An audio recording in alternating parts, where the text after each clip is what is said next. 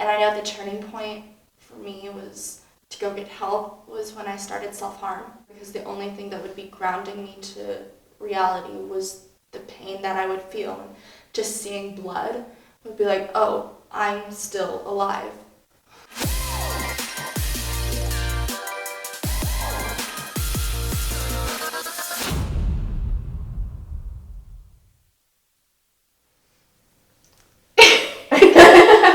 It's okay. Science probably says that it's a chemical imbalance in your brain.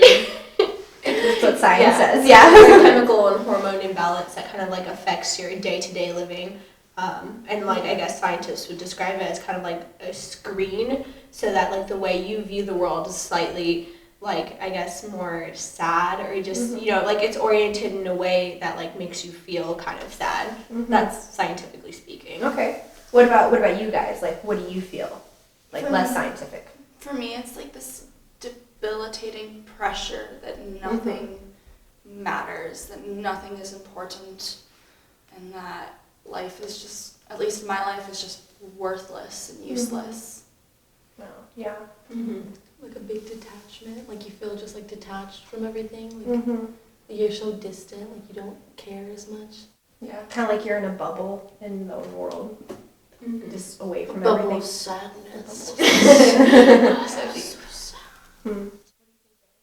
Seem like you're in deep thought. Yeah, I remember like the hopelessness. It's like a sense of hopelessness. Yeah. Like you feel like there's not much like for you, or not much you can do, you know. And you get like very like anxious like during various situations, and sometimes it's like really hard to like get up in the morning. I know when I had it, like I would like, if I could, like I would practically be like immobilized, like in my bed. Like I wouldn't want to get up, you know, just be too much. No, definitely.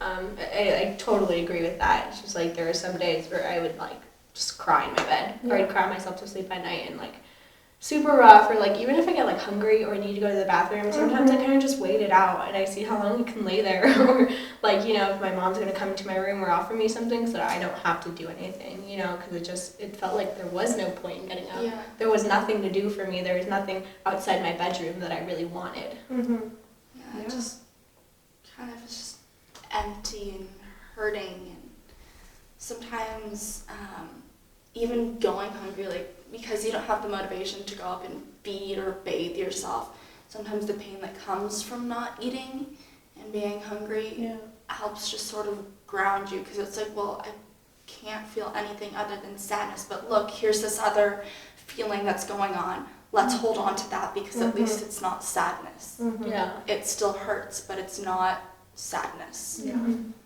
I mean, those things help me try to like draw me back into reality. Like at some points, like I wouldn't shower, you know, and so there'll be like a week or two, and I said I have to shower. And so it's like once I finally got the courage, I'd get in the shower. It's like, okay, I feel a little better, you know, and that kind of I guess draws me back into reality, because I definitely crawl in my own little bubble and like you know make a little home or whatever, and I just live there for a little bit. I think, not to like stereotype people, That's okay. but I feel like a lot of the older generation will call depression fake. They'll be like mental illness. It's not even, that wasn't around in our day, but like it's something that it's not as accepted. But I feel like once people start accepting it as like people do a mental illness, it's a thing. It's like something you should get treatment for. Then it'll get better. I also think that there are just so many people who joke about it, that it loses its meaning. Like I have people who are like, oh, I'm so depressed, when really all they're having is just a bad day. But depression is like an actual illness. It's a chemical imbalance that screws up your entire body and can screw with your entire life.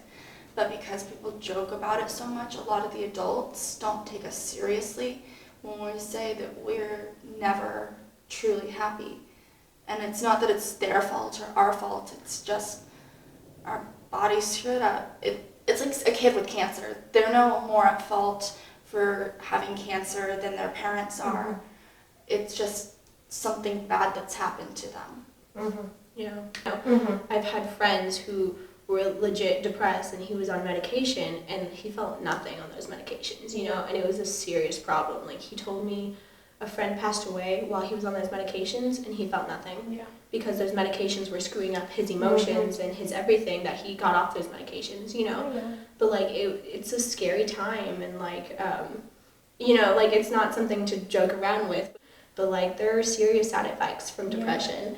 And I don't know, I just feel like because it's joked around so much, some of the adults just don't look at it as seriously because like, oh, well, that kid said that he wanted to die yesterday and he's perfectly fine, you know, versus there's this kid over here who actually like stays up late at night and thinks about these things. Yeah. Most of it's joking. And that's what angers me so much. Because that's just not something you joke about. It's serious and it's damaging, and I feel like personally I've learned to discern whether they're joking or not, but no one who wants to kill themselves is, most people who want to kill themselves are not going to go out and be like, hey, I'm actually going to do this. Because if they're serious about it, then they usually just plan on doing it themselves. And the people who are serious and tell people like, hey, I actually want to kill myself, they're not going to do it in a group setting necessarily, because it's embarrassing. I know personally when I've had to deal with like suicidal thoughts, it's just I want to curl up and I don't want to share it with anyone, because if I can't even control my own emotions, then how is someone else supposed to help me control them?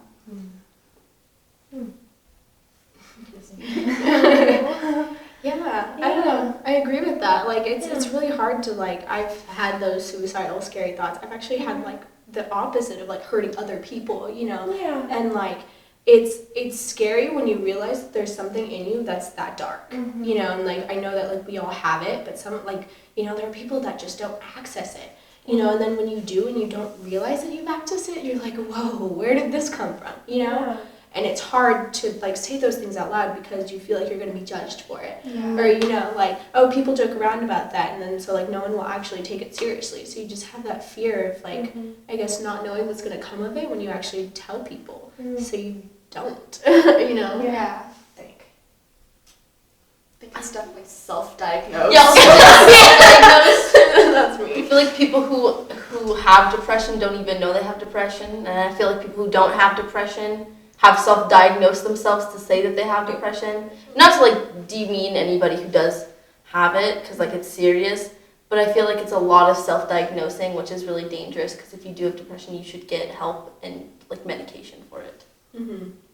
I think the simplest way to put it is it's very complicated and people are very confusing. And so when you have a complicated issue and then people who are being confused about it, it makes everybody else confused, and then you know, it's very hard to determine like what's going on, like what's real and like what's not.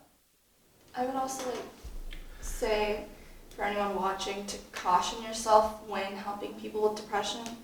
Don't get sucked in because it can damage you.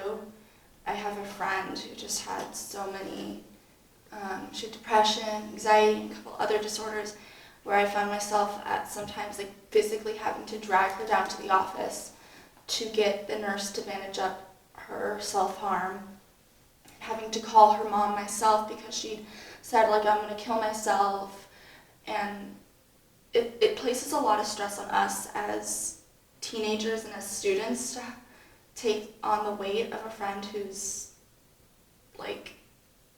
hurting. So healthy boundaries are important to keep yourself sane, because like you can't help anyone if you're like going crazy and hurting as well. Just a lot of patience. Definitely, yeah. So like, listen, I had a friend. One time it was like 12 a.m. and I get a call from one of our other friends saying, "Oh, hey, this person, you know," and they're very close to me. Keep in mind, it's like a sister almost.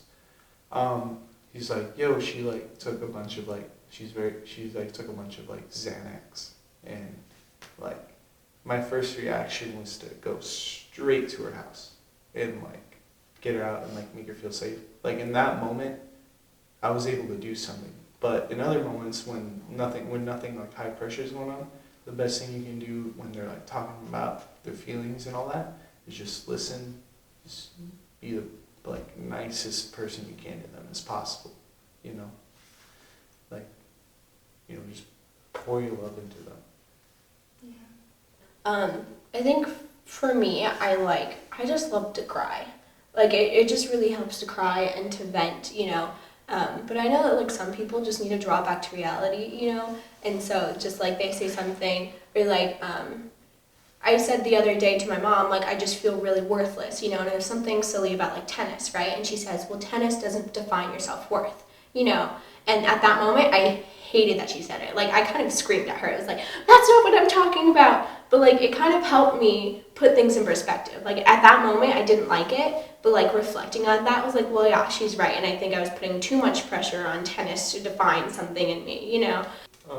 Another thing I do, like, is I feel like, especially as like Christians, one thing we ought to do is like ask them like, hey, can I pray for you? Like, I've prayed for people that like they're not Christians, but like personally, as long as they're like consenting, like I think it doesn't matter because like Christ really does have like the power to like, you know, get them, you know, help them out on the inside spiritually and also help them by putting the right people in place to provide care and help that they need. And I think it's very important, at least to me, that like I always ask like, hey, can I pray for you?